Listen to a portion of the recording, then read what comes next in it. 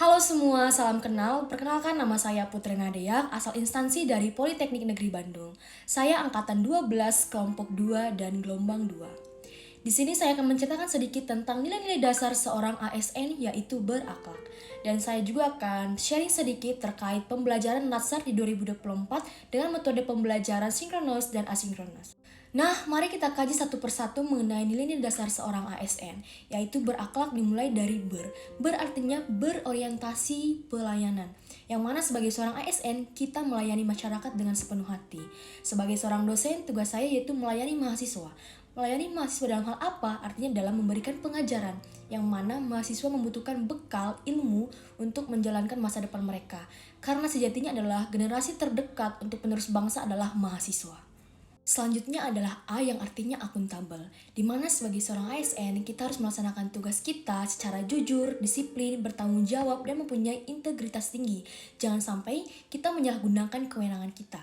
Sebagai contoh, seorang dosen, saya mempunyai tugas dan tanggung jawab untuk memberikan pengajaran kepada mahasiswa. Oleh karena itu, saya harus melaksanakan sikap seorang dosen yang harus disiplin, yaitu disiplin waktu, datang tepat waktu supaya tidak mengganggu mata pelajaran atau mengganggu proses belajar mengajar di kampus. Selanjutnya adalah K yang artinya kompeten, di mana kita harus meningkatkan kompetensi yang kita miliki untuk menjawab tantangan di zaman sekarang ini. Contohnya sebagai seorang dosen, saya harus meningkatkan ilmu yang saya miliki supaya saya bisa mentransfer ilmu saya kepada mahasiswa. Karena prinsip seorang dosen adalah never ending learning, di mana kita tidak berhenti untuk belajar, selalu belajar, dan belajar. Karena namanya manusia itu selalu membutuhkan ilmu untuk menghadapi tantangan zaman. Dan selanjutnya adalah H yang artinya harmonis, di mana kita harus menghargai setiap orang apapun latar belakangnya. Dan juga kita harus menciptakan lingkungan kerja yang kondusif, karena di Indonesia ini mempunyai banyak keragaman seperti keragaman dari adat, suku, budaya, bahasa. Jadi sebagai seorang ASN kita harus menjunjung tinggi toleransi.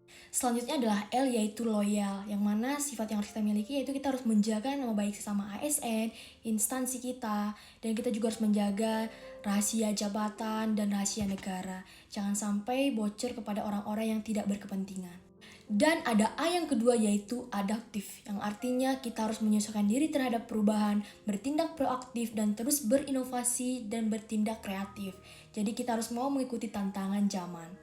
Nah, yang terakhir adalah kolaboratif, yang artinya kolaborasi. Dimana kalau kolaborasi terdiri dari beberapa pihak. Nah, kita harus terbuka bekerja sama terhadap pihak-pihak lain guna untuk menambah manfaat atau menambah kompetensi yang kita miliki yang berguna untuk instansi saat kita bekerja. Nah, tadi adalah beberapa hal terkait nilai-nilai dasar seorang ASN. Nah, di sini juga saya akan sharing terkait pembelajaran di Latsar tahun ini, yaitu metode sinkronus dan asinkronus. Nah, di sini saya juga dituntut ya untuk menerapkan nilai dasar saya sebagai seorang ASN.